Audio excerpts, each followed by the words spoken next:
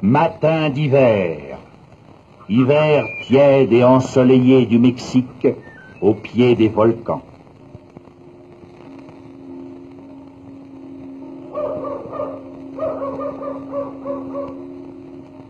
Dans le petit village de Huejotzingo, avec ses maisons basses sous un ciel énorme, la vie s'écoule tranquillement.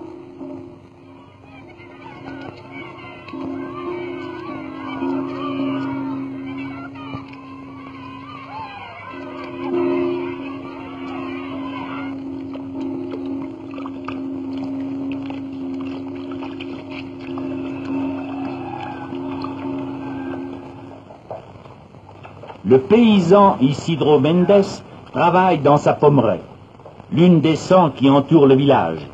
Le cidre mousseux qu'on produit ici, c'est le champagne mexicain.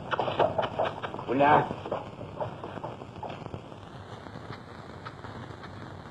Felipe Morales est un artisan.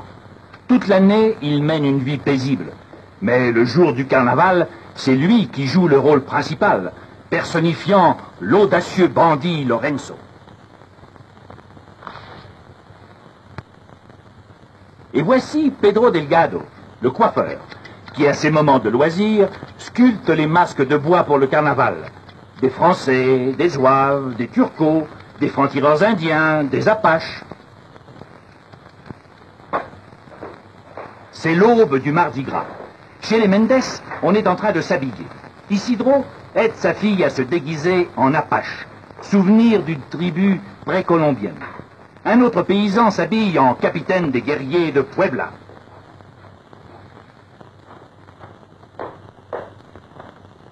Isidro s'habille en sapeur napoléonien, de Napoléon Ier, bien que l'épisode qu'on représente dans ce carnaval rappelle l'intervention française sous Napoléon III.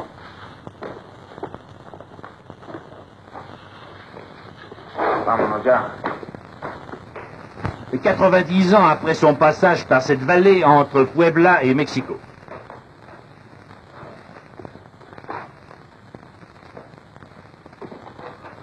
Ce paysan termine de se métamorphoser en franc-tireur.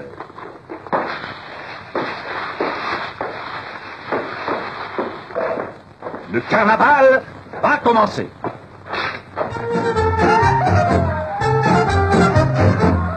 Les premiers figurants.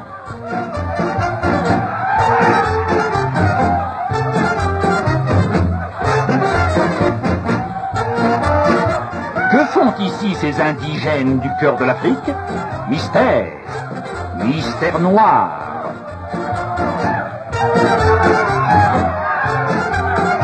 Cette jeune personne, au bras du riche monsieur en redingote, c'est la mariée. C'est elle qui sera la cause de tous les malheurs. Son père, le corrégidor de Huejotzingo, attend à l'hôtel de ville le couple pour célébrer le mariage. Le général en chef.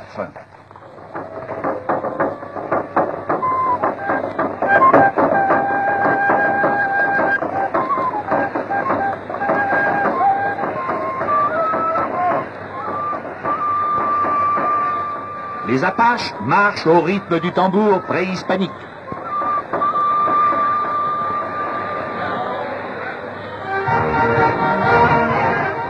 Les sapeurs défilent accompagnés par leurs fanfares et leurs clics, suivis par les francs-tireurs.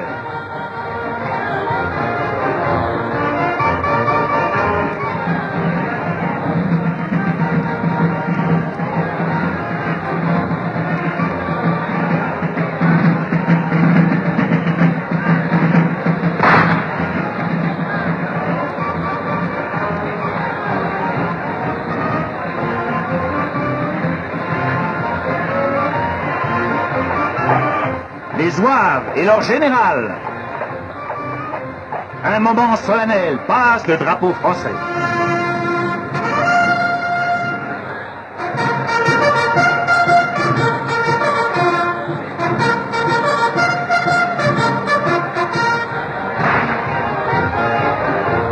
Les barbes des envahisseurs rappellent celles de l'empereur Maximilien.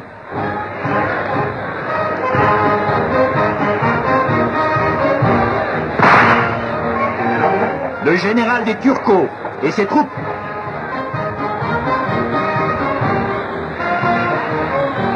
Suivant le drapeau mexicain, viennent les Indiens de Puebla.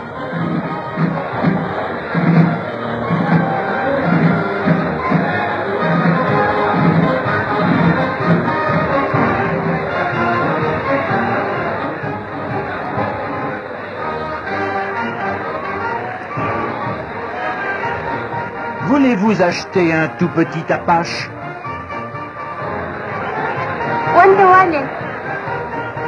Le drame se prépare. La fiancée confie une lettre au messager du bandit Lorenzo, qui court la remettre à son patron.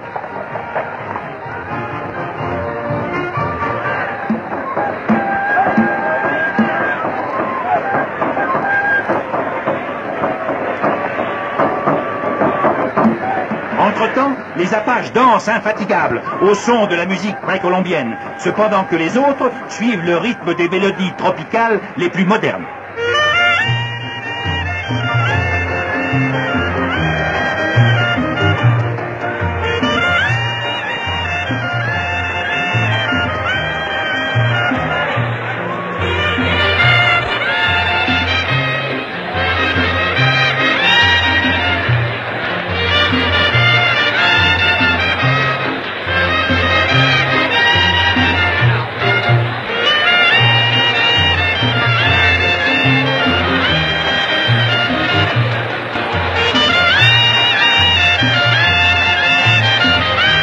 Du dos de ces francs-tireurs pendent les plus étranges objets, de petits zouaves et des écureuils empaillés.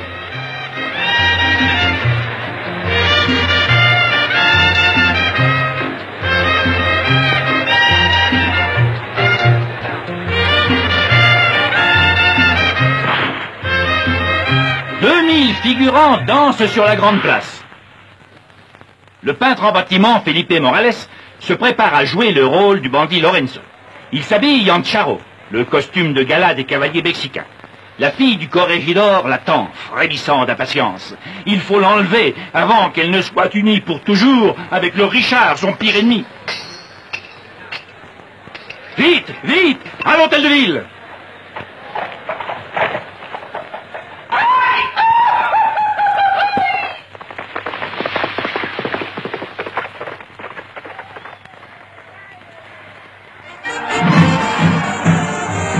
Les zouaves pointent sur l'ennemi leurs terribles canons de bois. Toujours en dansant, tout le monde se prépare pour la grande bataille. On va tirer à blanc 150 000 coups de fusil.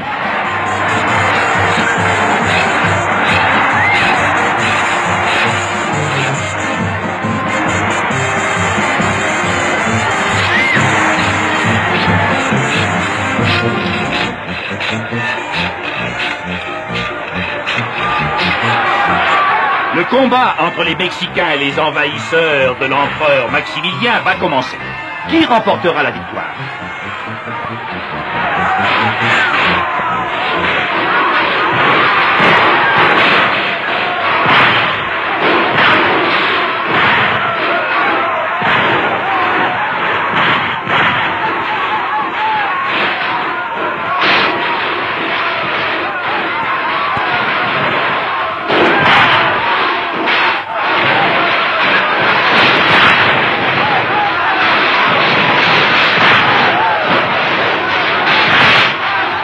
Lorenzo profite du tintamarre et de la confusion.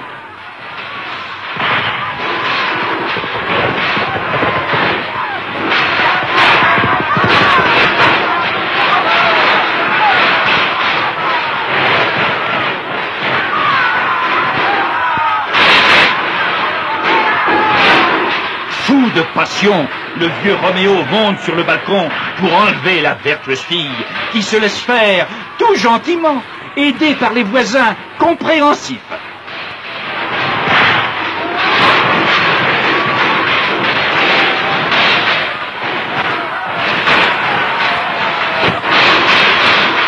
La bataille internationale est interrompue par ce drame d'amour. Mexicains et Français, le corregidor et le mari Berfouet s'unissent pour poursuivre le bandit. Ils attrapent un de ses complices.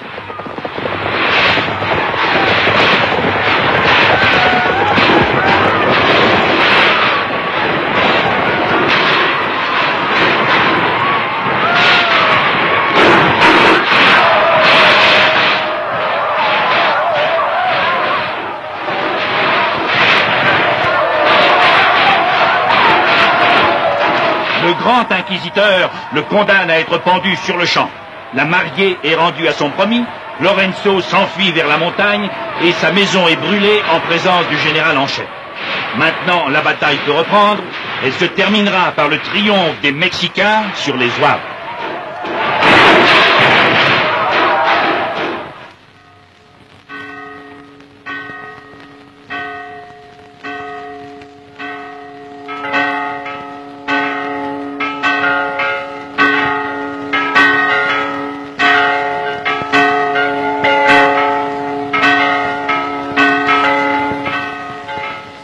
La paix revient au village, que seulement le carnaval fera tressaillir de nouveau l'année prochaine et toutes les années à venir.